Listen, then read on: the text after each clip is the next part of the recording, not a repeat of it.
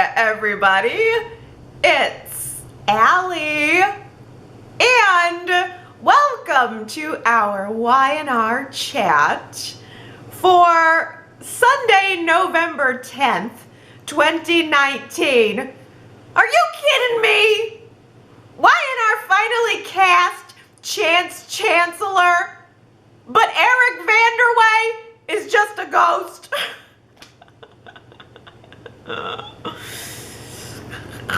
Boy, did I have that one backwards. Oh, on Friday, Chance, out of nowhere, with no casting rumors, nothing, just busts down Amanda's hotel room door. Kane is inside. Get ready to collect his billions. And Chance just socks Kane right in his jaw. See, to me, this is clue number one, that Chance was not the person who hit Kane over the head with those new will papers in Vegas. I mean, because why would Chance punch Kane for doing exactly what he told Kane to do? I don't know. I think apparently if Chance is going to hit you, he is at least going to show you his face afterwards. So I don't think Chance had anything to do with Kane going to Vegas. I don't think Chance is the one behind any of this at all. And if it's not Chance, then the question is, who is Amanda working for? Maybe it's the old jerk? Maybe it's the mysterious guy who she seemed startled by in the hotel lobby? Or maybe it's whoever she is using a tracking device to keep tabs on? Who knows? At the end of the day, maybe it's going to end up being Jet. And Y&R is going to finally start casting some of these off-screen characters that they're mentioning on screen every week. Elena just got back from her visit with Jet. Good news, he's cancer-free. And Elena says that while she was gone, she has been doing a lot of thinking about Chance Chancellor. And we hear her making sure to remind us about what a good guy Chance is supposed to be. Chance is probably not the kind of person who would even hire a lawyer like Amanda. And that to me is clue number two, that Chance is not involved in this will scandal. But clue number three, Devon just got back from the ashram visiting Tucker. And Devon tells Elena that Tucker denied having anything to do with the will forgery. And in fact, Tucker doesn't seem to care about money at all. They're mere dollars and cents. And Tucker is trying to enlighten himself. He's trying to reach nirvana. So, doesn't seem like Tucker would even have had a motive to change the will papers. Man! Devon, you should have paid that visit to Tucker before you gave away the $2.5 billion. This information from Tucker, any information from Tucker, might have been helpful to you in that decision-making process. And now you're going to visit him after you gave the money away?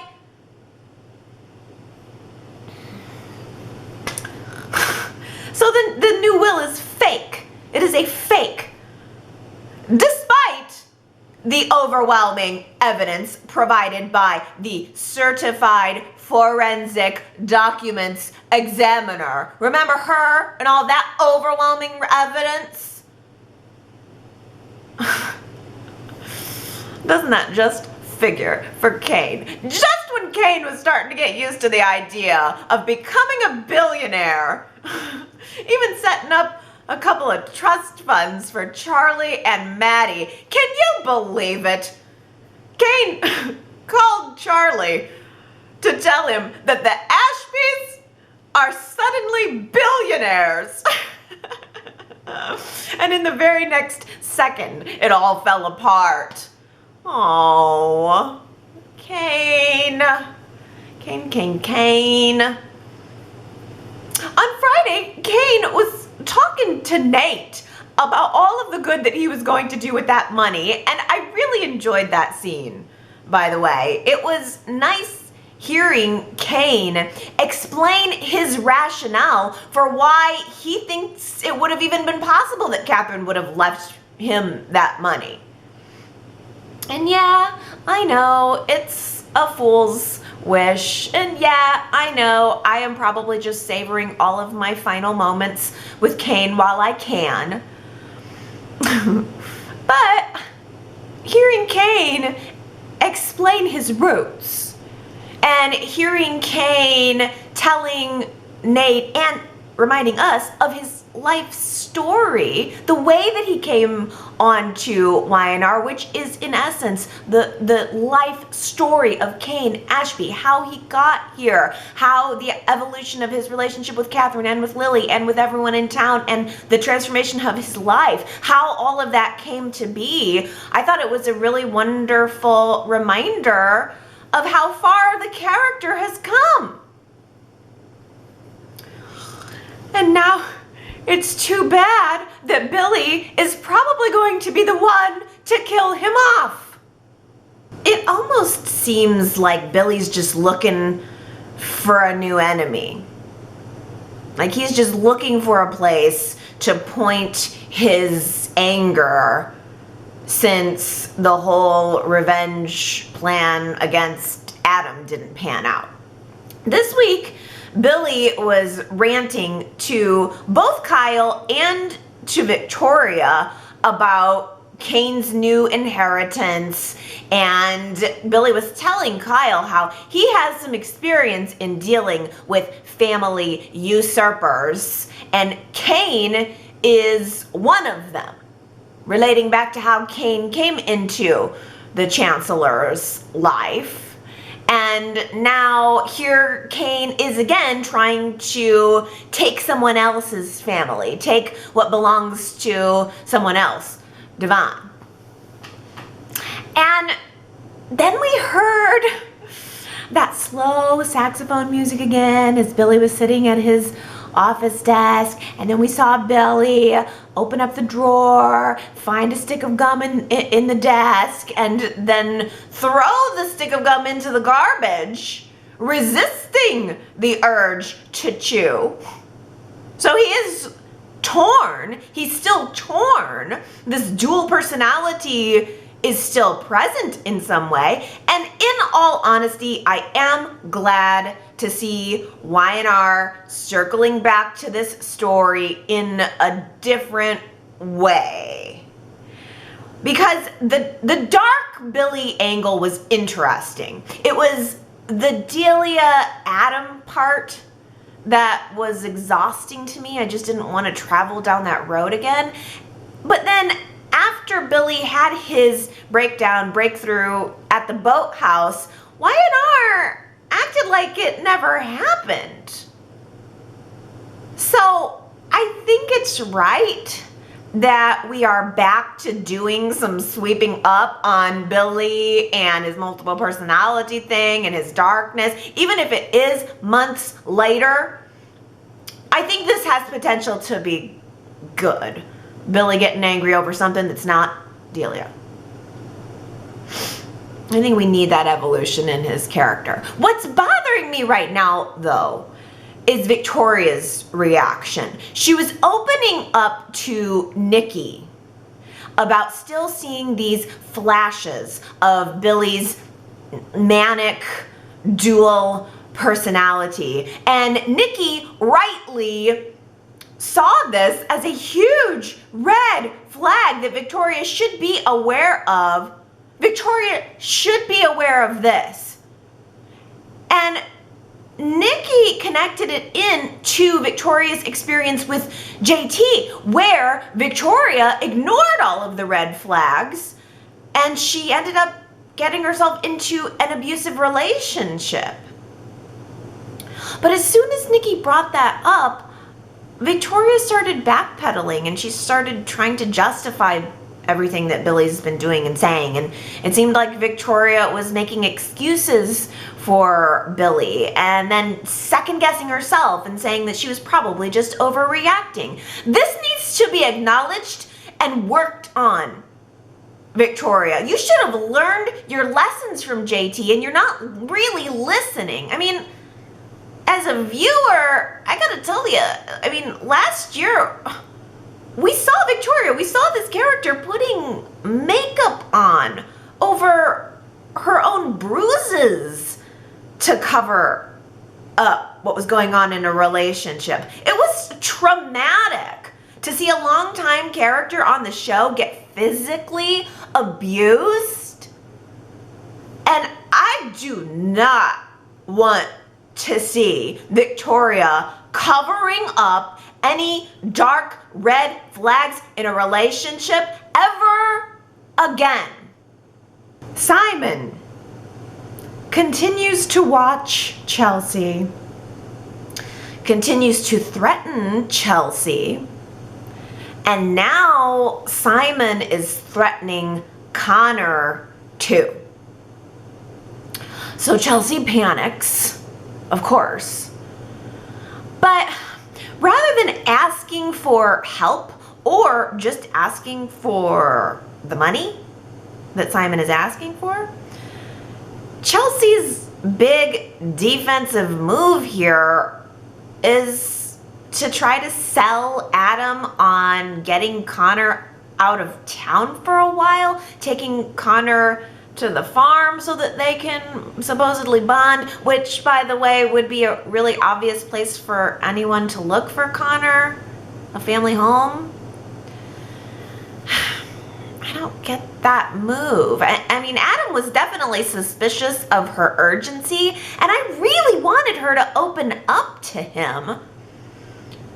But she didn't. Instead, she just opened up her big eyes and flashed him her big smile and reassured him that everything is okay, and he seemed to buy it. Adam said that he wanted Chelsea to come with them. Judging from the previews, I don't think that anyone is going anywhere.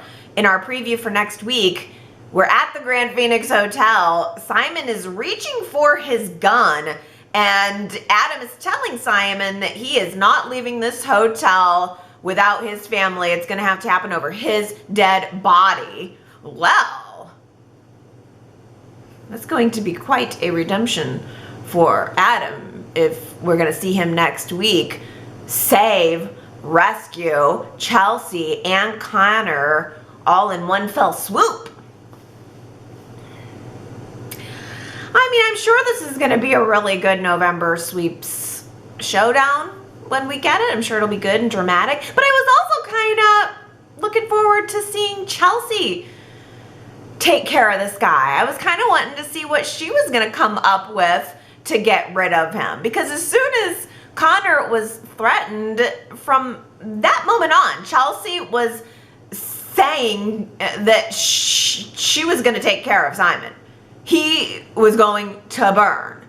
She was going to show him who he was really messing with. And I was imagining Chelsea letting down her tight hair bun in slow motion. And then just like maybe the song No More Mr. Nice Guy plays over the scene. And then we all of a sudden see Chelsea like roaring at him and just getting a sense of what she really is capable of. I was sort of looking for powerful Chelsea in that moment. But I don't know, compared to this Simon guy, what Chelsea came up with looked like parlor games. I mean, having Kevin and Chloe pretending to be FBI agents at the hotel, asking about Simon, just so that Simon could overhear that conversation and hear Chelsea choosing to not turn him in, maybe scare him away. I mean, it's not a bad idea in theory, but Kevin and Chloe so clearly sounded like they were just reading off of a script, and I know it was meant to be that way, but it was ridiculous. And the real ridiculousness of it all, the real ridiculousness here was the fact that Kevin and Chloe felt the need to wear identical matching outfits. Black suit, white shirt, black tie. Are you kidding me? Did Chloe really need to wear the tie?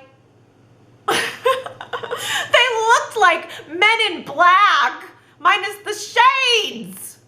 While Simon is watching Chelsea and Chelsea's watching Simon, Phyllis is watching them both. Phyllis installed that new security system a few weeks ago, and she gave herself access to the security cameras, but isn't that something she would have anyway? I mean, Y&R made it look like it was a sneaky move, but she's the director of security or something for the hotel. I mean, she would be able to see all of that anyway. Is that all? Is that all Phyllis was planning by installing this new software, just so she could look at the cams? She's the security director. That doesn't make sense to me. Is something more gonna happen there? I don't know. Well, Abby is gonna be so ticked off if word about this gets out into the press about the Adam and Simon showdown and that there was a gun in her hotel lobby. Oh no, after the mass drugging, the Grand Phoenix cannot handle any more bad press right now. And the press is swarming around. I mean, they have a brand new media darling in Genoa City. It's future councilman Nicholas Newman. Is this scandal going to have any effect on Nick's campaign, or are they going to find a way to cover it up? I don't know, but either way, I still think this spells disaster for Chelsea and Nick. I think Chelsea and Nick are over, and I think Adam and Chelsea and Connor can have magic eyes and Parmesan popcorn together until the end of time. And if Nick's lucky, he's gonna get a whole different challenge with this political job and probably a whole different girlfriend too. Boom, boom. This week, Jack was giving Nick campaign advice, and I was loving it. I was kind of hoping that Jack would decide to take the campaign manager role that Nikki turned down last week. I was really tickled to see Nikki and Jack talking about their political run against each other. I mean, they decided to, I loved that Y&R actually brought that back up. That was the last time we attempted a storyline like this, and it was important for them to remember that and bring it up. And so it was kind of cool to see Jack and Nikki talking about that past storyline. And Jack was gloating to Nikki about the fact that he was the one who won that election. He came out on top. But then Nikki said to him, "Oh, right, but as I recall, didn't you have to resign in disgrace?"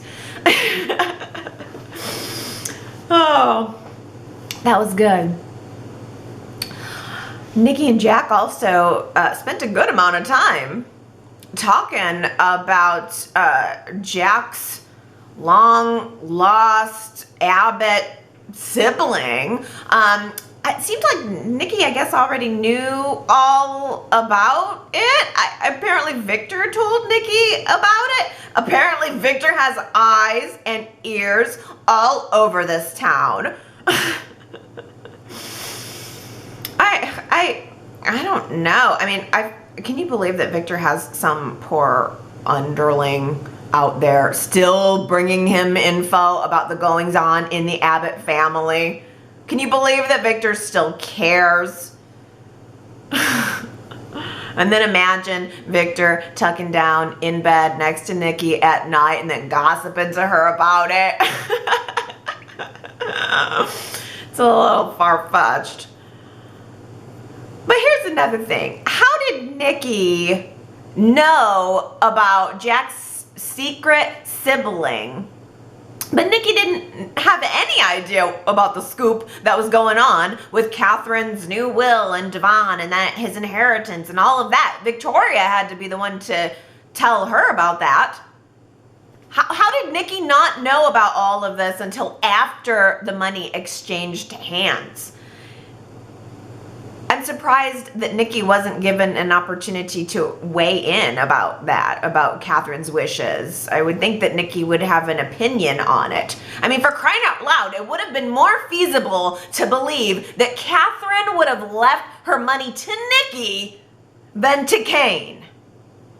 It's interesting to note that we have not yet seen Victor's reaction to Nick's deciding to run for public office.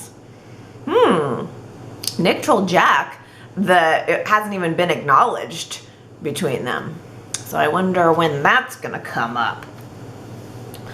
Well, Phyllis interrupts that conversation between Jack and Nick to give Nick a warning.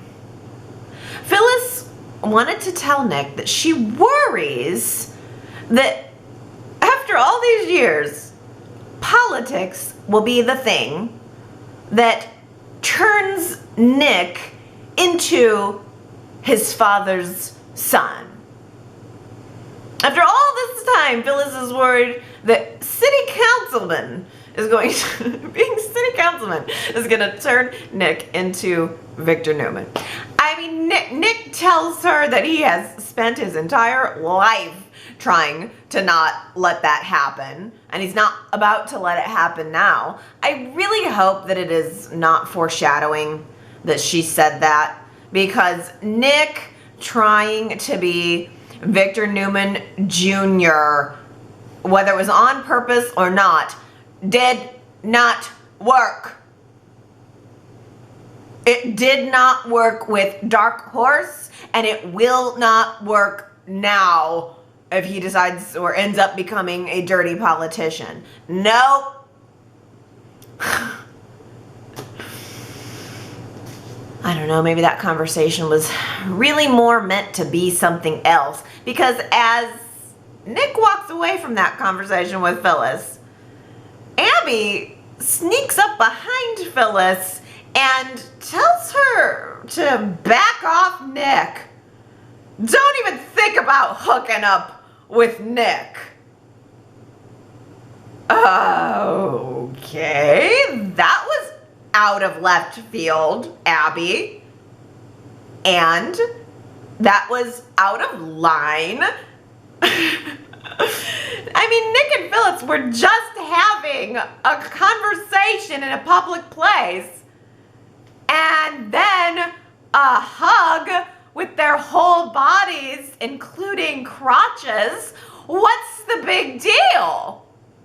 Well, shucks.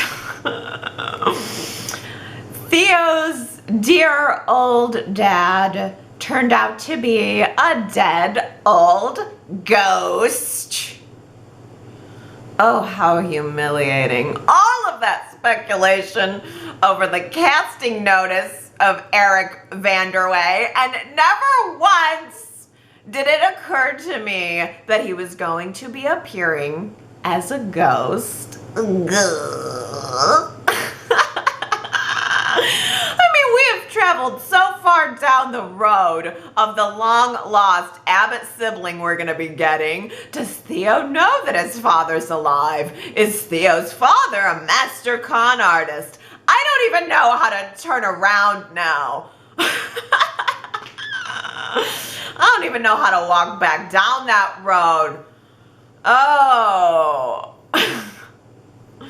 Y&R must have been laughing at me for weeks now, knowing how far I was off of the scent of this.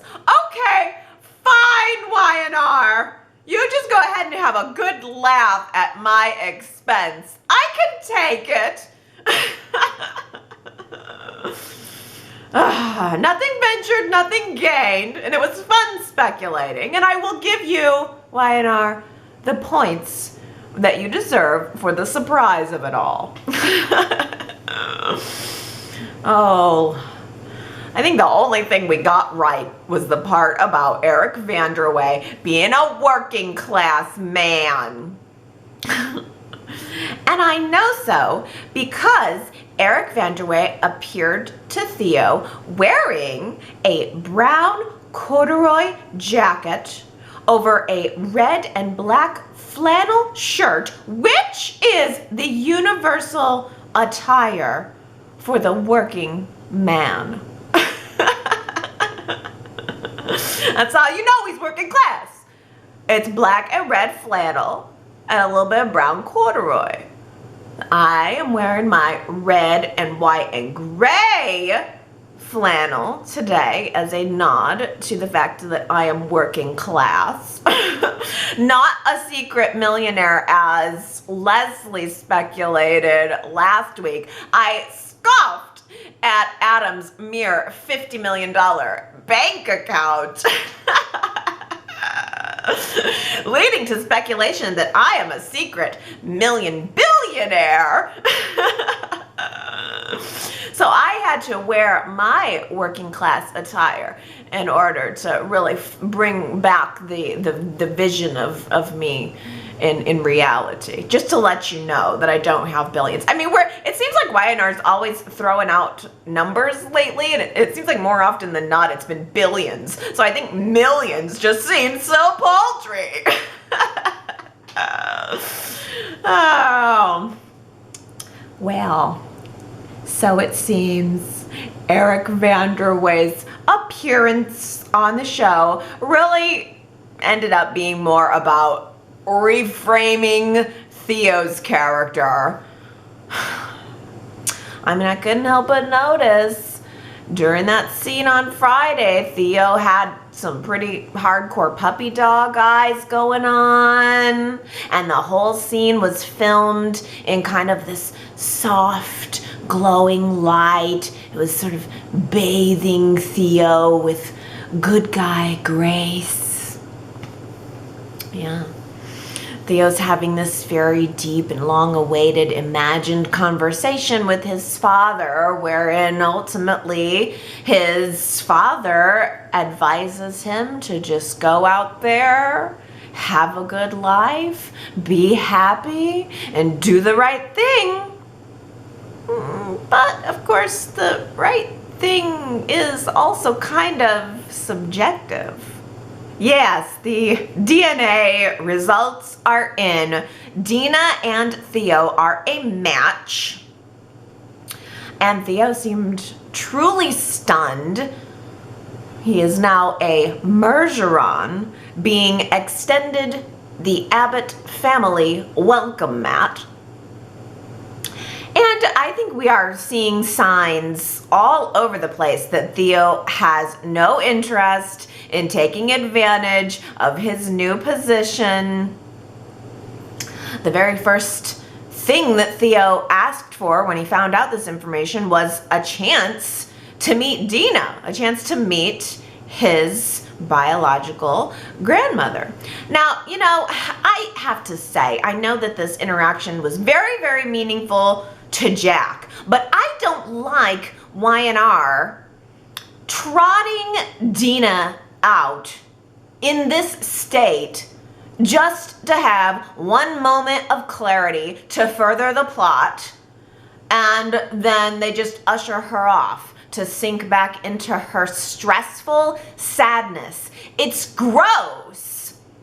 She's just being used as a plot device at this point, and she's always stressed at the end of it. And I also thought it was gross that Jack told Theo to play along when Dina recognized the last name Vanderway. And Jack gave Theo the look to just go ahead and let Dina think that Theo was her long lost son. For what? just to draw out some more information from her under deception? I don't know why put Dina through that. And I don't even know why put Theo through that when now he's lucid enough to understand that he's got a lot on his plate. He's got a lot to work through. And Jack is encouraging him to pretend to be his dead father for a minute?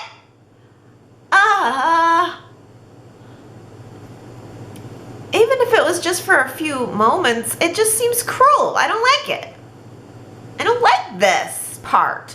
I mean, aside from that, Jack has been very sensitive toward Theo. And Jack has been Theo's champion in trying to encourage Kyle to embrace Theo, or at least to try. But Kyle is not going to give Theo an inch, even if he ends up shooting himself in the foot over it. I mean, Kyle is now in a constant state of arguing about Theo with his wife. And Kyle seems to think that Theo is pulling the wool over Lola's eyes, that she's being deceived by him. But Lola insists that she has her eyes open. She's not being foolish. She has a mind of her own. She has the ability to judge a person on her own. And from what Lola has seen of Theo, it just doesn't match the narrative that Kyle is trying to tell. Lola, I think, is doing her best to try to weigh all of the different factors and make her own decision, have her own impression of Theo. She even straight up asked Theo if he is an opportunist, if he has any plans on trying to get his hands on the fame and fortune of one of Wisconsin's wealthiest families. And Theo denied it. He says, no, I don't want anything from them. I don't want anything from anybody. Theo says the same thing to Jack and Tracy and Abby. Don't want anything from you. When they threw him the family party. They threw a family party in Theo's honor. How weird! How weird he must have felt being put on the spot, because they're a group. They all know each other and they were trying to be really welcoming. And I think that Jack's heart was in the right place, but it was weird. I understand where Jack is coming from. I think that given what Jack has been through, losing both of his parents in different ways, and just being at this point in his life, being in the latter part of his life, I do think that Jack is doing what he thinks is right, and I can't blame him for that. It did tug at my heartstrings a little bit, the way that Jack told Kyle that Theo is family now, and he needs to be treated like family. And I know that Jack believes that, but I mean, the one who's making it awkward most of all is Kyle. I mean, Kyle's just, he's not buying it. And here's the thing, I get why Kyle doesn't trust Theo. Kyle summed it up so simply and so perfectly when he was talking to Lola this week. And he said to her, Theo tried to hurt me. It's true. That's exactly true. Everyone else is giving Theo the benefit of the doubt, but Kyle already did that. And he got burned. I think that Kyle is right to be cautious this time around. But Kyle is playing this whole thing all wrong. Kyle needs to keep his Theo skepticism to himself. Kyle needs to put on his happy face and play nice and give lip service to everyone and just wait for Theo to screw up. Wait for those true colors to come through. It probably will. I mean, I don't think that Theo has suddenly morphed into a completely different person. I think that Theo is going through a change, but he probably is going to end up reverting to type sooner or later. I hope so. I really do. I think that Theo is doing a bang-up job of seeming innocuous and, you know, putting his hands behind his back and kicking a can down the street and just coming off as being very non-harmful, good guy. Why wouldn't you want to be around him? He tries. But I kind of hope that Y&R doesn't whitewash him in the same way that they whitewashed Kyle.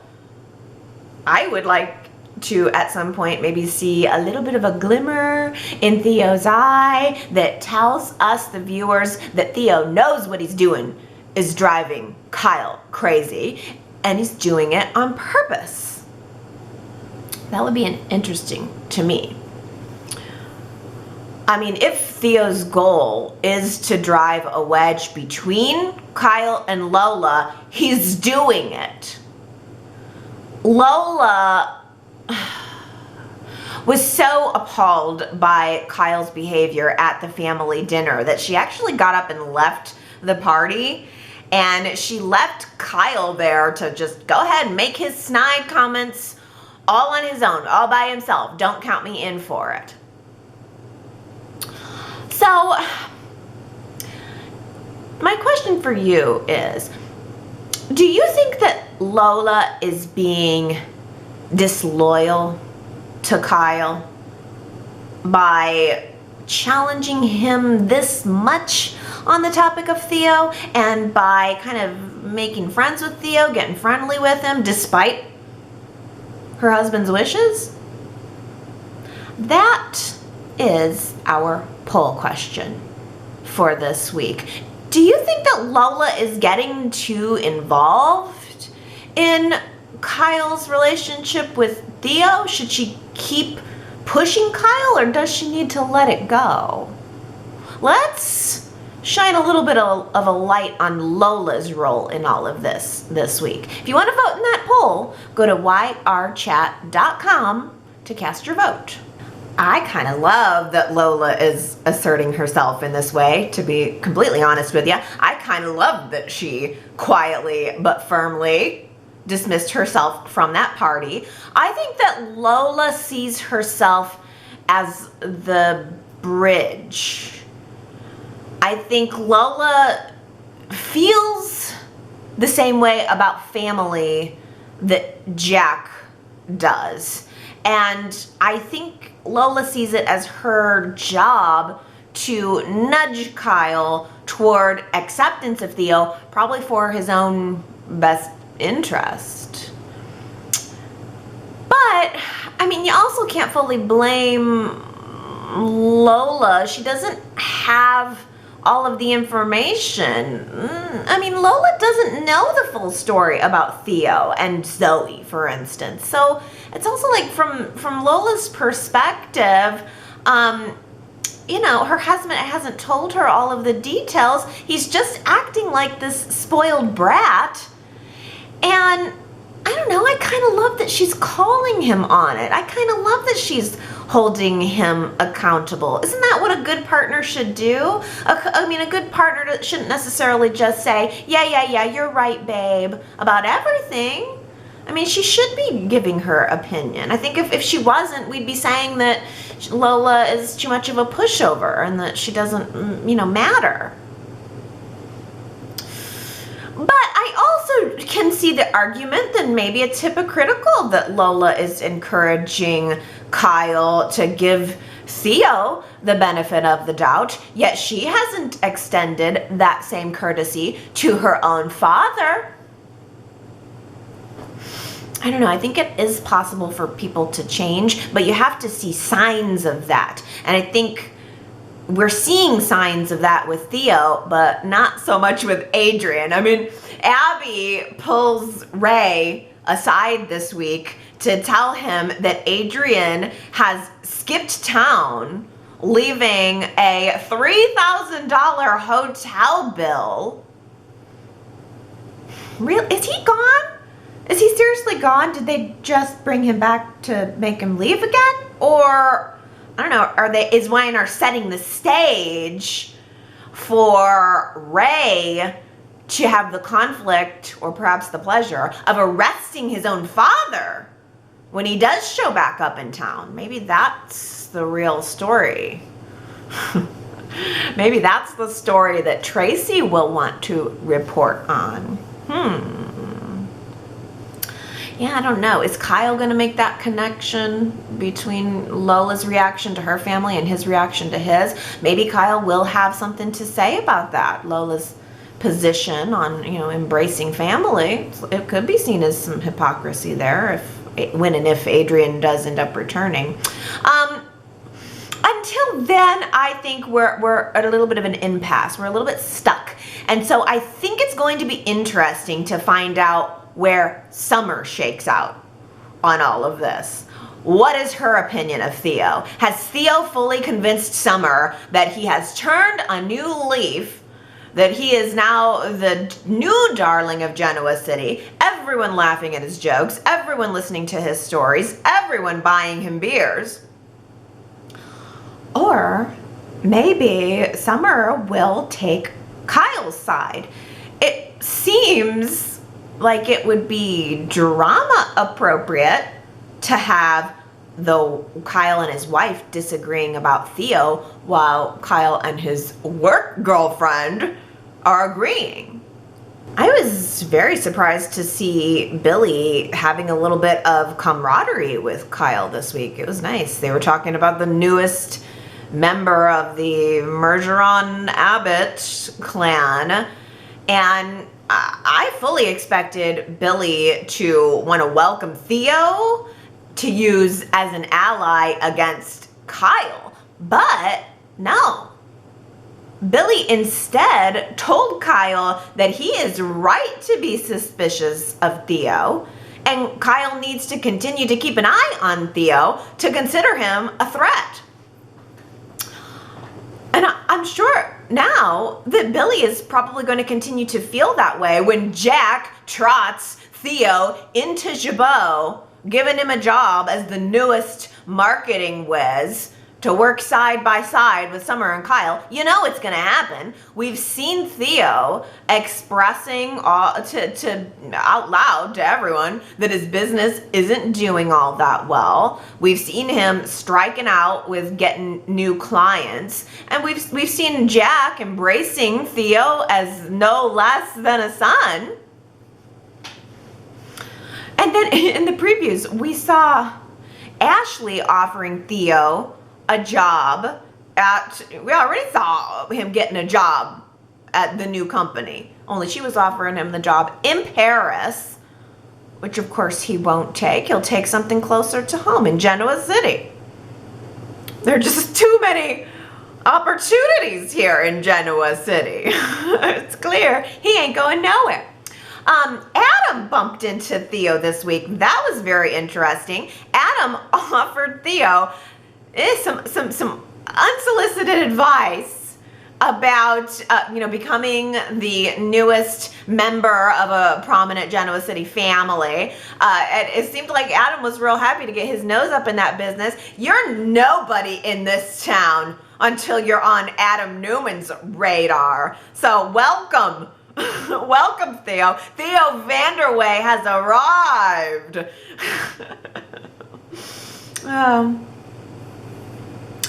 Yeah, Adam warned Theo, though. He was nice to him, but he warned him, saying that he better not be thinking about doing anything shady. But here's the thing. If Kyle and Billy keep expecting Theo to pull a fast one, and if they keep treating him like he's an outsider in his own brand new family, then maybe Theo might just change his mind and return to the dark side. Congratulations, Mariah and Tessa, on their 1 year anniversary of living together. And to celebrate, Mariah throws Tessa a surprise anniversary dinner. She has Tessa blindfolded and earmuffed in the back room of society, not knowing what's going on, until the guests arrive.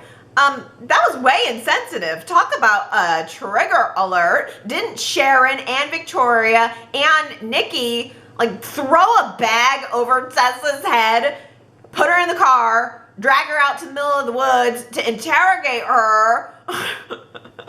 And then when she didn't give them what they wanted, they just left her out there in the freezing forest to die? I'm pretty sure that Tessa never wants to see a blindfold again. Like, happy anniversary. Here's some PTSD trigger for ya. Oh, it was good to see Tessa though. Why are we not seeing more Tessa? She was adorable, like bebopping around to the music in those headphones, which we know there was nothing in those headphones. She was just moving around. It was cute. And I was glad that Y&R let this couple resurface for an episode or two. Maybe it's time that we see something more for Mariah and Tessa. I mean, I don't want them to just become the show's token lesbian couple. I'd rather see something a little more substantial for them. I have enjoyed seeing them happy, and I guess I wouldn't mind seeing them happy together a little more often, or at least just with something to do. Mariah's poem at the dinner. It was so cringy. But you know, by the end, I was actually choking up a little bit over it, because seeing Mariah cheesy in love like this just shows how much her character has changed. Mariah was not that girl, and now here she is, just being totally okay with how head over heels mad in love she is with Tessa. It's been a real growth process for Mariah. And in a way, that's the same kind of growth that Sharon was talking about with Ray later that night, and kind of wanting that for herself. After the party, Sharon and Ray went to Crimson Lights, and I want to note, I thought it was really nice seeing them at the coffee house after hours with, you know, most of the house lights turned off, and they were alone. It just felt kind of cool, that after hours vibe. And Sharon was talking to Ray about Mariah and Tessa's journey, and she was relating it to her own journey, and she was telling Ray that she is working on her master's degree while working on mastering her life. You know, that it's like, when you figure one thing out, there's something new that you have to overcome. I loved that conversation because it was so real. You know, I mean, you don't stop learning ever, or you shouldn't anyway. And I thought that was really smart coming from Sharon, and it was good to hear her say that, and it was good to see Ray supporting her and contributing to an overall more positive Sharon. I thought it was cute how Ray put the quarter in the old CD jukebox. Can you even believe that thing still works? I was stunned when he put in the coin and the CD thing actually flipped. That thing is an antique. It is like a pinball machine. I don't even know who they get to fix that thing if anything goes wrong with it. I bet it costs a fortune to service it. It's just so old.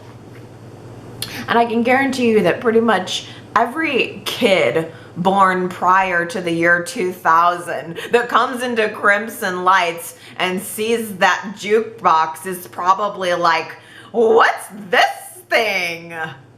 The day after the anniversary dinner, Sharon was at Crimson Lights, and she was studying for her final exam.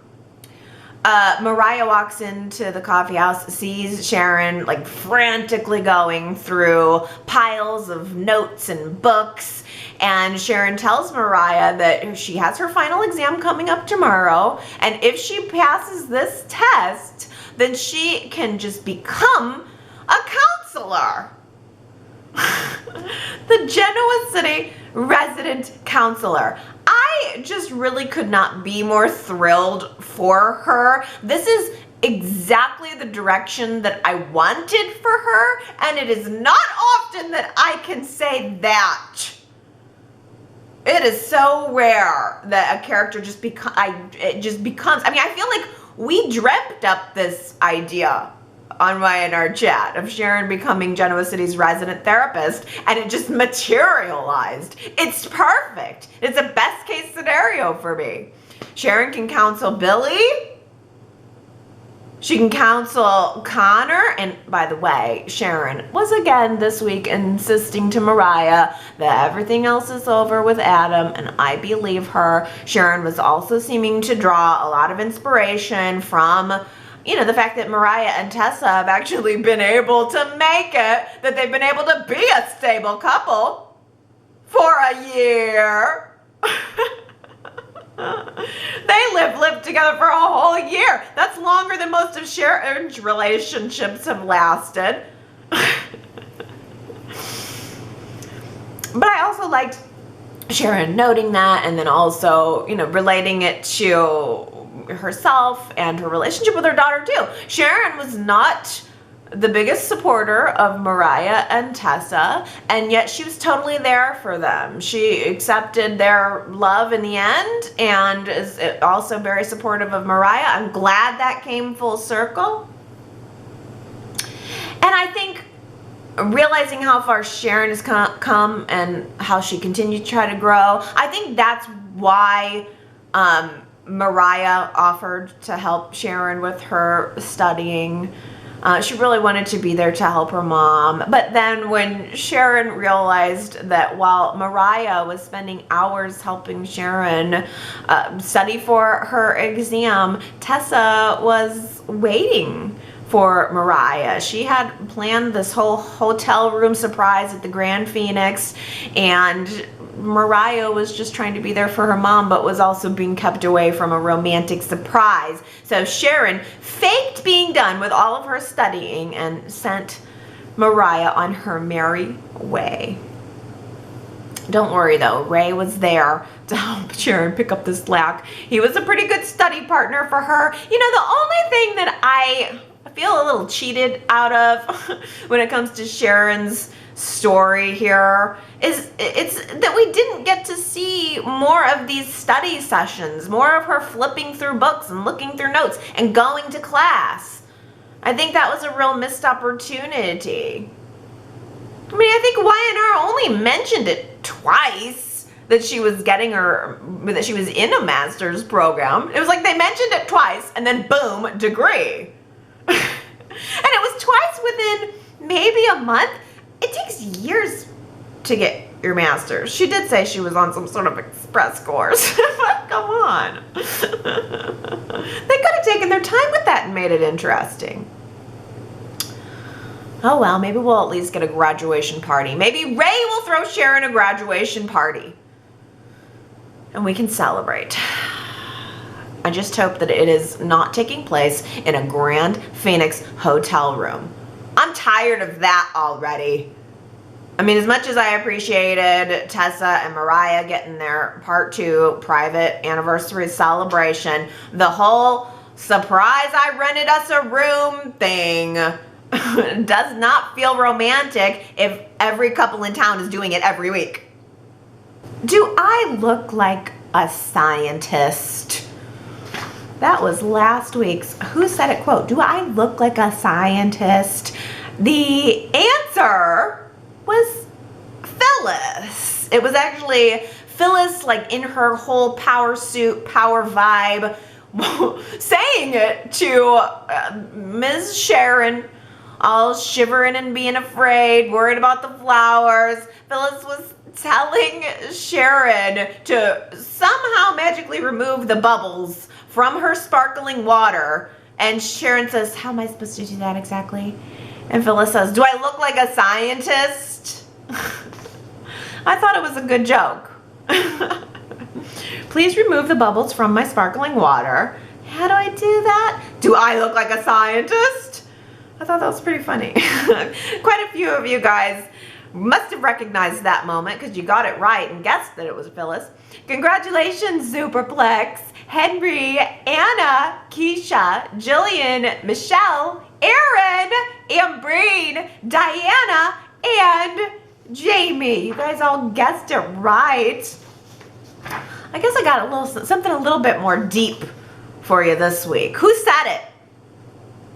Nothing feels better than success, and nothing feels worse than failure. Oh, that's so true. I feel like I have more experience with the failure part.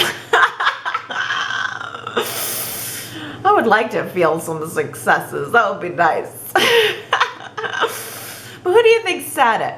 Nothing feels better than success, and nothing feels worse than failure. If you think you know, go to yrchat.com to leave your guess. And if you get it right, I will give you your shout out on next week's Y&R Chat. Success! Well, speaking of that Halloween episode, last week I asked you guys in our poll, which was the best Halloween 2019 nightmare story? Wow, 76% of you liked Kyle's Eternal Party with Theo. Although I have to say, the early front runner was Phyllis becoming invisible. That's so interesting because that was my least favorite, but quite a few of you guys really enjoyed Phyllis's little excerpt, her little vignette there. Let's see, the third place winner was Abby with her life as a sitcom. Then Nick killing Adam and bringing up the rear, Ray and Sharon as jewel thieves. Yeah, I thought it was good. I guess maybe I just thought those other stories were better. So here's an interesting comment from Coral. Coral says that the Phyllis becoming invisible story, that was a reference to The Devil Wears Prada. And then Abby's whole sitcom nightmare was a reference to Mary Tyler Moore. Coral says, I thought that you would guess that straight away. It looks like each snippet was influenced by a movie or TV series. I just couldn't link Nick and Sharon's. Oh, okay. Well, gosh, yeah. I definitely did not make that connection. But now that you think about, or now that I think about it, yeah, I mean, Kyle's was kind of an 80s movie themed. I haven't seen Devil Wears Prada, so that's probably why I didn't make the connection with Phyllis. And then obviously Abby with her Mary Tyler Moore. Nick, I don't know. What would that have been? Sharon and Ray is definitely like a black and white movie vibe. Nick is definitely the tougher one. There's gotta be some, he was watching movies though. So maybe there's a link there, I'm not sure. But yeah, you know, sometimes I wish that the Y&R writers, or that there was someone doing press for Y&R to answer questions like that or to give insight like that. They just don't do it. There's so much more that they could be doing and they don't. But I know that feeling. Oh, well, Ellen says, okay, Sharon, I have a master's in psychology.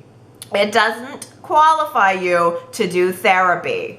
You need a clinical degree and license. Come on, Y&R. There is no graduate level course called simply psychology. And she better not just be learning about Piaget right before she graduates. Is Genoa Junction College some kind of sham? Silly writing. I did notice that Sharon had some pretty basic looking books on her table. I mean, Y&R really probably should have taken a little more time with this, in all reality. It's kind of, I think probably since you have that specific degree, it's probably so glaring for you, whereas if you don't have that, you wouldn't notice. It's kind of like if you have worked in a kitchen and then you notice how absurd it is the way that Lola is in her kitchen. But I really do think that Y&R got the overall part right with going in this direction with Sharon. But what a good point that they, I mean, not only is it silly, but there were some missed opportunities in there, no doubt about it. I guess we're just gonna have to take the leap. I mean, honestly, even I would know that, though, that you don't just get the master's and then become a counselor. Certainly you have to be licensed, and we haven't seen that coming from her yet. But maybe they will. Maybe it's wishful thinking. I don't know. Hey, about that anniversary party, Diana says, I thought the balloons at the anniversary party for Mariah and Tessa at Society were very pretty and classy looking. I liked the color combination. I also loved the words that Sharon said in her speech to Mariah and Tessa. They were very endearing. Oh, Diana, you always notice the same touches that I do because I loved those balloons. I was totally focused on those balloons because not only were they really pretty colors, but they had them done up into these different shapes. I was thinking to myself, wow, I mean, the artistry, the balloon artistry has really come a long way over the years. Oh. Gary says, I was wondering the other day what happened to Tessa's newly re-kicked in music career. Wasn't she on the way back to stardom? So hot and in demand, but still with time to sing free for charity at venues like Dina's Memory Care Center. Now she's in mothballs at what might best be described as a lesbian off-screen sidekick for Mariah. For the most part, Mariah and Tessa seem like goodwill ambassadors for the LGBT, flittering about, shedding their light on the rest of the townspeople with no real on-screen life of their own. It's all fine, as long as they are recognized as but supporting players, with popular Mariah out there center stage, but only to be in others' faces as well as her mother's biggest fan. I like that. That's it. I'm glad you said that too, because I thought the same thing. It's like, well, I mean, they're just, like you said, goodwill ambassadors. Like, I don't know. I guess it's maybe like when we see Lauren, but not with Michael, and we just know they're married, but we don't see them all that often together. Where are Lauren and Michael? Why hasn't Michael weighed in on Nick and his city councilman run? Is that coming back? I don't know, but this is it still is a good point about, like, where is Tessa? I know that they sent her off onto recurring status several months ago. I like that they're bringing her back. I mean, that's a good thing, but it to me feels a little yucky. Like, well, I mean, so you just want to kind of trot them out as sort of the token gay couple and then push them back out into the shadows. To me that seems a little bit icky. That's not what you're saying, Gary, but that's just sort of how I felt. But yeah, it's like Mariah gets all of the attention and Tessa's a little bit of an afterthought. I guess I shouldn't complain because we got the anniversary party. What am I complaining about? We're getting Tessa. But I think I could handle more Tessa, honestly, which is a totally different place than where I was last year at this time. Laura says about Chelsea. If I was Chelsea, I would have called Adam and Victor together, then told them about Simon Black. For Pete's sake, Simon threatened her baby boy. Anybody in their right mind would bring the wealthiest, meanest, and most diabolical sons of blinkers in to let loose all over his long, greasy-haired, suit-wearing butt. Don't tell me she was trying to hide the money laundering from the Newman men. They wouldn't care. And poor Nick wouldn't be much help. He's too New Hope. Just not mean enough. I know, I could feel the collective Y&R chatters screaming at their screens. Chelsea, tell Adam, ask for help. Why are you not asking for help or for the money? Something. I mean, just like having Adam... This guy is threatening Connor's life, and her answer is just get him out of town for a little bit? To an obvious place where he could be nabbed? No. It's not helping anybody to love Chelsea, I'm sure. It seems like I hear constant Chelsea criticisms. I wish that they would, I mean, like, make her commit to being like super good girl or being bad girl, but she's kind of riding this line. I would rather see one or the other. And I was ready to see her bad girl this week. I don't know that we're gonna get it. T. Nicole says, I'm sorry, but the Chloe and Kevin pretending to be the FBI was ridiculous. First of all, it seemed so fake, and I can guess that Simon Black knew instantly that it was fake too. Why would the FBI randomly talk to Chelsea in the middle of the hotel lobby about Simon Black? And second of all, couldn't anyone who knows Chloe and Kevin walk up and give away their cover like Phyllis, who's walking around the hotel? I didn't think about that. Somebody coming up and completely blowing the cover. That would have been funny if it wasn't such a serious situation. But yeah, it was a little dumb. Maybe a little funny, but like also kind of dumb. Oh, let's talk about this Will mess. Daisy says, I wonder who Amanda's tracking. Maybe she's not a lawyer. Maybe she's law enforcement and is working undercover for Chance's crime unit. I mean, she doesn't seem to have any credentials. She could be part of Chance's current sting. And the sting could be surveilling Simon, I think you meant to say, Chelsea's late husband, and now she and her mother, all within the same sting, and who's ever trying to steal Devon's inheritance. Perhaps Colin. I would love it if Amanda turned out to be law enforcement working with Chance. I mean, really, why would Chance kick down Amanda's door? And how did he know Kane was in there unless Amanda told him? Or did I miss something? No, I don't think you missed anything. I think I'm missing something. I do feel a little fuzzy on this. I do want to know, like, all of a sudden the Amanda thing sort of has shown up. She said the whole old jerk thing, but now all of a sudden she's tracking somebody and all of a sudden she's spooked by somebody in the lobby. I don't know that, but I love your theory that Amanda could be working with Chance. Is there any chance? That would be kind of cool, because it hasn't fully added up, the fact that she's an attorney, although now she is taking Nate's case. I'd be ticked if she turns out to not be an attorney and Nate has hired her to represent him in court. But I just think that would be such a good idea, because yeah, I mean, the way Chance kicked down the door, it does come off like he's in a sting operation. And if Amanda was working with him, that would make sense that she was tracking somebody. I think Y&R is tossing this all together on the fly. I don't think they even were gonna... Frankly, I don't think they were going to cast Chance until they heard us telling them that they were never gonna cast Chance. I think Y&R's trying to mess with me. But it does feel a little tossed together, doesn't it? Maybe it'll all make sense next week. I'm just being a complainer. Gary says, there are plenty of other clues and stuff going on, but from the little half smile on Kane's face today, something's not right with him inheriting this money. There's some kind of funny business going on, but we don't know that Kane has anything to do with it. It didn't really even occur to me, to be honest with you, that Kane would have anything to do with it. I thought his happy smile was about him getting billions. That put a pretty good smile on my face. I mean, I already have a couple billion, but a couple more would be nice.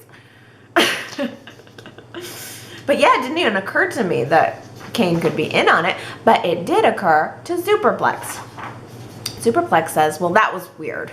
Either Kane was in on the con all along, or Chance just socked Kane for no other reason than the fact that he was angry over Kane's plan to bequeath his billions to his kids.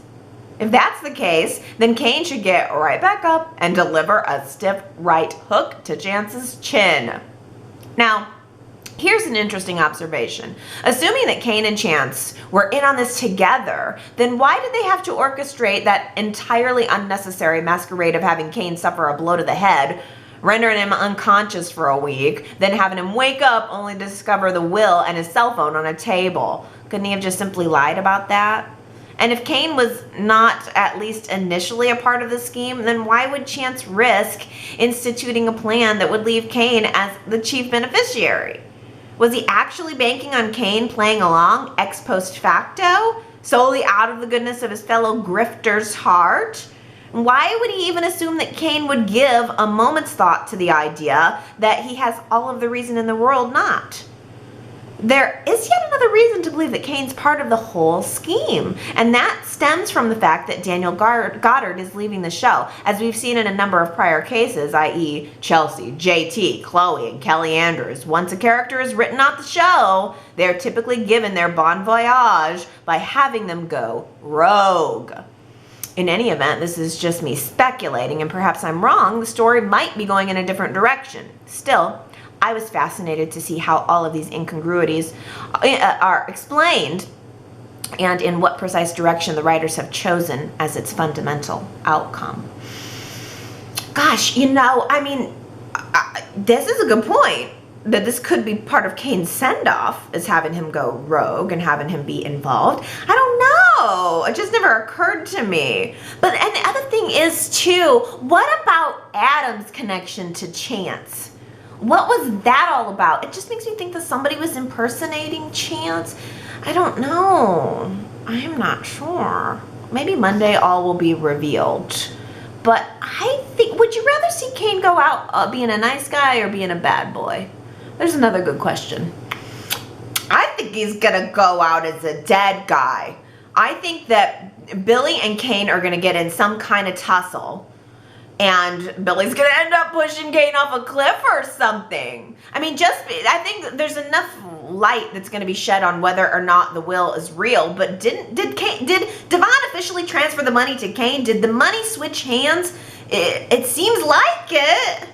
So maybe the conflict is gonna be with whether or not Kane wants to give the money back. Maybe Billy's gonna start badgering Kane to give it back. Maybe they're gonna get in an argument and something's gonna happen to Kane where he goes off, but there's enough of a door left open for him to come back. That's what I think. Daniel Goddard seemed so happy this week when he was sitting there talking to Nate, recounting his life story, and just like, I was getting all of my Kane memories flooding back to me. Not just the stuff about Lily, but I was feeling my Kane this week. And he had that big smile that Gary mentioned. I just found him to be very charming this week, and it just cuts even deeper knowing that they're getting rid of him.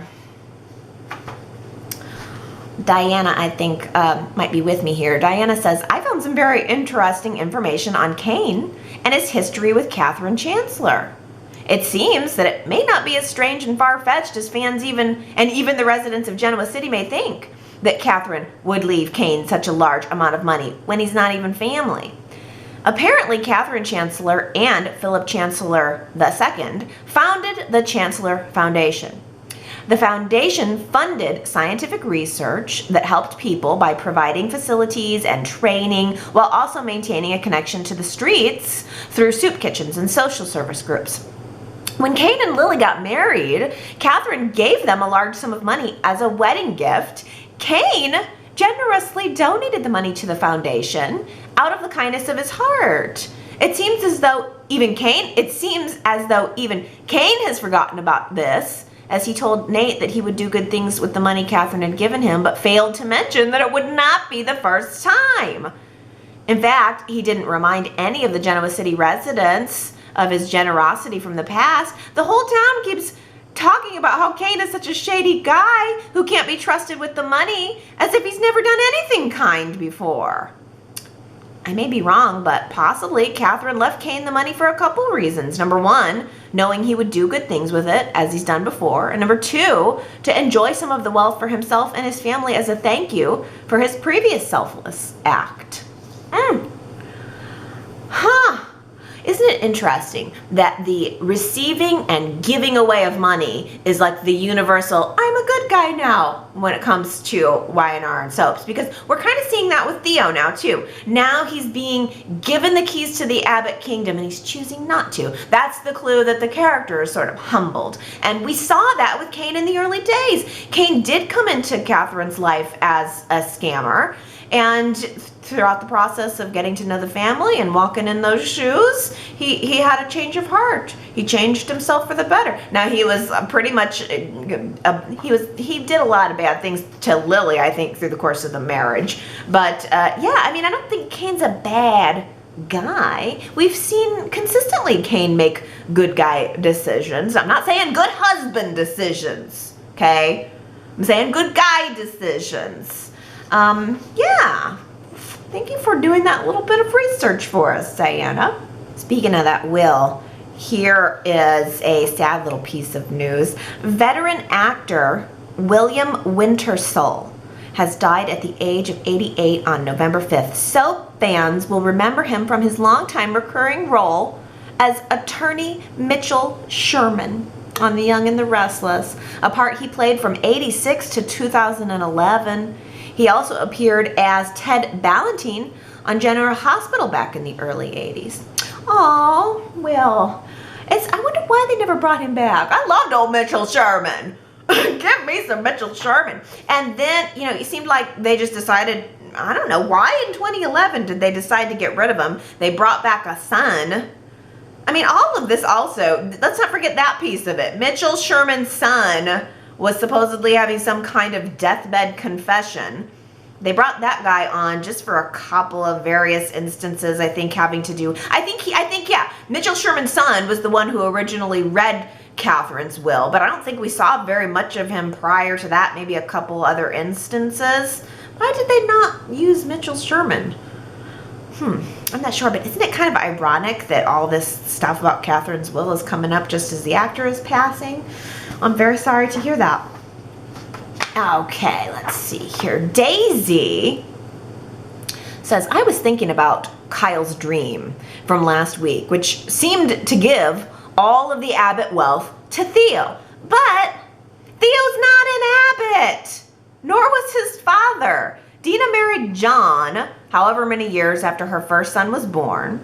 They divorced in the 70s, so she hasn't been in Abbott for a few decades. Whatever settlement they had must have included John getting the house, which means the house belongs to the Abbotts. So I don't know why Kyle dreamt about Theo taking from the Abbotts. Kyle being an Abbott has nothing to do with Theo. Maybe Kyle's just super insecure, but also maybe the Abbott wealth is representative of Lola in his dreams, and Kyle is secretly worried that Lola will leave him for Theo. Ooh, that's some psychology there, Daisy. Sharon could have come up with that. You really definitely psychoanalyzed Kyle there. I think it's totally true. I think you're totally right. I think that Kyle just sees Theo in a very deep-seated way as some kind of threat to his life, whether it's with Lola or with the family wealth or whatever, but that part is not justified. It's not really based in reality. The only way that Theo gets anything from the Abbotts is if Jack gives it to him. So in that way, Jack's the only key. Jack's the only real link here. I think that Kyle has felt paranoid about Theo taking from him ever since he came back to town. And I think you are right that on some kind of subconscious level, Kyle is worried that Theo is little by little taking Lola from him. Or he should be. Jamie says, Lola, what on earth was she thinking? Leaving the party the way she did and coming down on Kyle like that? I mean, I get it. I have a soft spot for Theo too because he's so fun to love to hate and he's got such potential for redemption. But I don't understand the hard turn. It went from Lola, like, I hate him, he's the worst, keep away from me. And now it's almost like we're headed for affair territory. There's already stuff between them that's uncomfortably close to watch. And I wouldn't do that to my other half, where you just up and bounce from the party. Everyone knew that it was like, okay, whatever, work emergency. Abby knew what was up. I'm glad I had to laugh a little bit because when Lola made up the excuse that it was a work emergency, the look on Abby's face was, work emergency. Ain't no work emergency. Oh, yeah, I mean, I don't know. I could kind of see I don't think I would have gotten up and left the party. But I'd have let him have it in the car for ruining my time and for being a jerk and for making me feel uncomfortable and for making everyone in the room feel uncomfortable. That's just me. I'll be interested to see how these votes come out, though, because that is our kind of question of the week. Are you on the side of Lola and the way she's kind of pressuring Kyle and asserting herself into his relationship with his cousin? I'm curious to know how many people are sort of feeling Lola and her assertiveness, or not feeling like she needs to step back. That'll be good results to read. T. Nicole says, I am not saying that Kyle is handling the Theo cousin situation well, but I am confused as to why Lola feels so strongly for Kyle and Theo to get along and be friends. Lola has every right to be civil and friendly with Theo, but shouldn't she support Kyle if he does not want her to be friends with Theo or push him to see Theo differently? Kyle doesn't have to be friends with Theo. He can choose who he wants to be close with in his life. Kyle can't ask Lola not to be friendly to Theo, but Lola should understand if Kyle has his reasons from years of knowing Theo as to why he doesn't want him involved in his life. Yeah, it's like, if Kyle doesn't have the right to tell Lola who not to associate with, then why does Lola have the right to tell Kyle who he should associate with? That's a good question. I guess the only thing I could think is Kyle has been so vehement with her about it. I mean, there have been maybe 2 times now where it seemed like Kyle was really blowing up at Lola. It seemed like he was kind of yelling at her about it. And I know it's because he feels passionate, but that, I don't know. That might bug me too. I wouldn't pursue the friendship with Theo, though, if I was Lola. But it's kind of hard when Theo keeps coming around. Maybe she's not playing the line well enough. Maybe she should be telling Theo to back off. But again, I think it kind of goes back to Lola and her sense of family. And I think she comes from, her tight-knit Rosales with her brothers, and maybe she's just trying to recapture that for Kyle. I think it would be good for Y&R to give Lola a good friend that she can talk to about this, so we can get some of her inner dialogue. Maybe Abby. Maybe since Abby was the one who noticed Lola kind of making up that excuse to leave the party, maybe Lola and Abby will have a little chat about this next week. Diana says, Kyle keeps talking about how Theo is such a bad guy and how he can't be trusted. Kyle has not always been Mr. Innocent. Let's not forget that when Kyle first came to town, he was bitter over Jack's treatment of him in the past. Kyle took over Jabot and planned to sell the company to Victor, knowing that Victor's Jack's #1 enemy. Luckily, Jack thwarted him, and Kyle began the slow road toward regaining the trust and acceptance of his family. But let's not also forget how Kyle slept with Summer when Lola was in the hospital. That was not part of the deal between Kyle and Summer. Kyle had said that if he were to marry Summer, he would not be performing any husbandly duties. Yeah, right, Kyle. They were intimate immediately after they got married. Kyle didn't even think twice about it. When Theo first came to town, the reason he gave Kyle such a hard time was because he felt like Kyle was being a phony. Maybe there's some truth to this, as no one is perfect.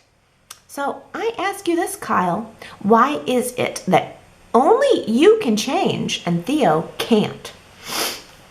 Oh, this is so smart, Diana, because we have to remember how Kyle came on to this show. He was a bad boy. I mean, he was going to sell the family company out from under Jack. So if we think about it, that's the guy that Theo knew. Those are the 2 guys who were in New York doing all of these things. The Kyle that was with Theo in New York was the same Kyle that first came to Genoa City wanting to enact this shady plan with Victor. So maybe it makes a little more sense as to why Theo was making a note of Kyle's stark personality change. Now, it's true that Kyle has every right to change and to evolve, and he found love, and I accept Kyle's conversion completely, but why can't Kyle accept Theo's? Maybe Theo just needs a little longer of a track record. I mean, this is interesting because that line that Kyle had where he told Lola, Theo hurt me. Which is true. Well, guess what? You tried to hurt Jack, and Jack forgave you.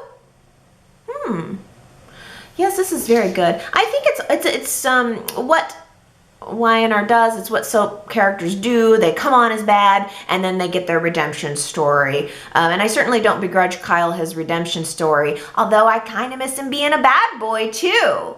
And I think I'm going to be a little disappointed if we see the complete reformation of Theo's character. I want some characters to be a little sneaky. Not everybody can be nice. We need some villains to come in and challenge. And Theo's in a perfect position to do that. Y&R should not take characters that have been on to the show for a really long time and then have them have sudden personality changes and become bad. The newcomers are perfectly poised to challenge the full current cast. You need that villain role to be filled, but it has to be filled from someone separately from a main character, because your main characters are going to be around for years and years and years. You got to preserve them at least a little bit, or the fans have a hard time connecting with them. I don't know. What do I know? Lisa J says, I don't understand why Kyle keeps worrying about Theo being an Abbott. He was born to an unwed teenaged Dina and is not related at all to John. Yes, his dad and Jack are half brothers, but he's not an Abbott at all. Now, if we're talking about newfound fortune, it seems like Dina had quite the bank account of her own after leaving for France. So he may be a beneficiary to some of that, but not to Jabot. I agree 100%. But you bring up a really good point.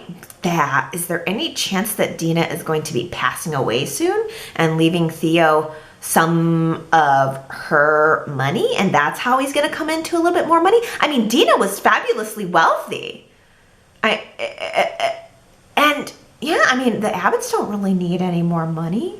But then again, there would be the will and all of that stuff, and she's not really in a position to make those changes. So I don't know if they could go down that route. Well, they could. They seem to love a will twist. Maybe Dina had an alternate will, which leaves her long-lost adopted son all of her Mergeron money. And since the long-lost adopted son is gone, it will all go to Theo. Yes, I think that's it. But you do make a very good point that needs to be made. Theo is a Mergeron. It's Jack who is extending the Abbott part. It's Jack who's rolling out the Abbott welcome mat. But Theo is a Mergeron family relative. Well, speaking of Dina, we'll end on this little bit of tea. Liz says, while waiting in the checkout line at TJ Maxx, a package of hibiscus tea caught my attention. I guarantee that prior to your recent podcast, I never would have even noticed a package of hibiscus tea. So I can already see what's going to happen. I'm not going to be able to not see hibiscus tea everywhere I go for the foreseeable future.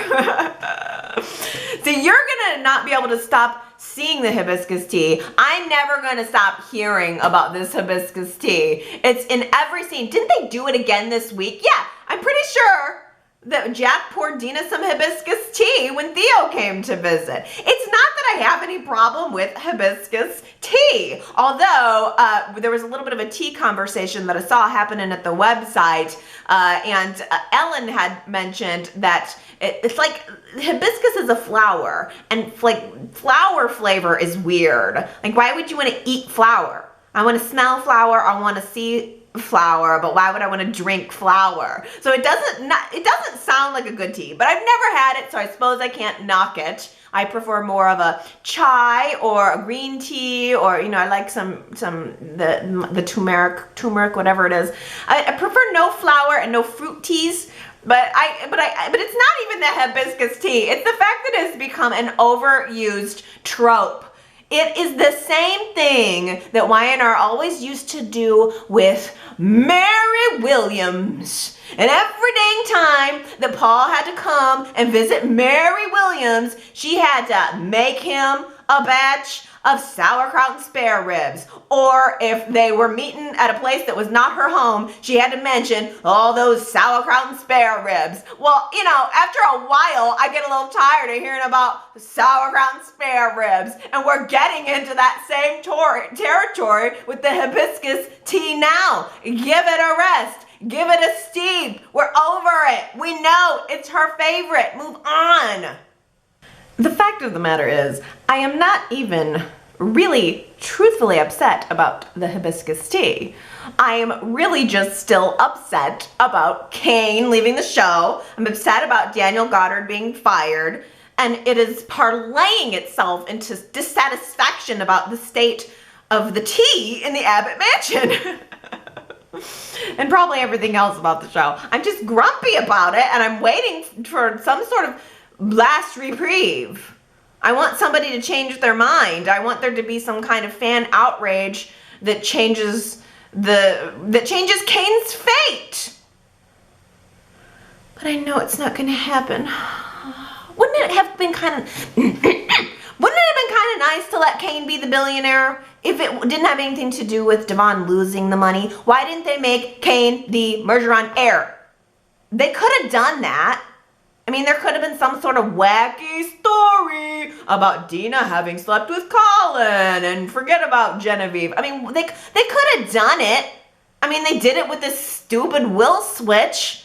Making Kane the Mergeron heir wouldn't have hurt it wouldn't have been any worse than what they just did with Devon and the crazy will. Anything can be done if they choose to make it happen. They could have kept Kane on, developed his rivalry with Billy. I'd have watched that. Why not let the Kane-Billy rivalry play out? You guys are going to stop tuning into Y&R Chat if all I'm going to talk about is Kane every week. The injustice of it all. You gotta give me my time to process, though. I obviously feel very deeply about The Young and the Restless, and Kane was one of my favorite characters. I need my space to let it out, because I think at every episode, and especially when I see him looking all cute. Did you see how good he looked in his jeans at Society with his classic belt buckle? Nobody does that. There are no other men on the show wearing tight jeans with a belt buckle. It's all I had.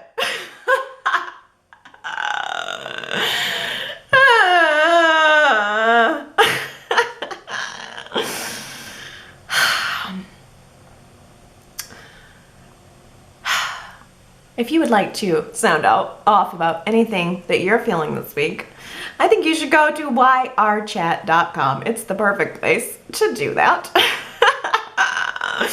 You're welcome to post videos and start a podcast too, if you'd like to rant about the goods and bads about the show. It's worked out so well for me. Oh, no, I'm just kidding. Stay with me, please. We'll work through it. I'll get there. I'm working on transferring some of my passion for Kane into Billy. I'm working on that. I feel like he's the next viable option for the guy I can really get into. But I'm not there yet. Can't expect me to just forget. All right, everybody, I better go. Once again, yrchat.com is the website if you want to chime in, and I will do my best to chime in there a little bit more this week. And I will chime right back at you next Sunday, so stay tuned. I love you guys. Hope you still love me. I love you, Daniel Goddard. I love you, Kane.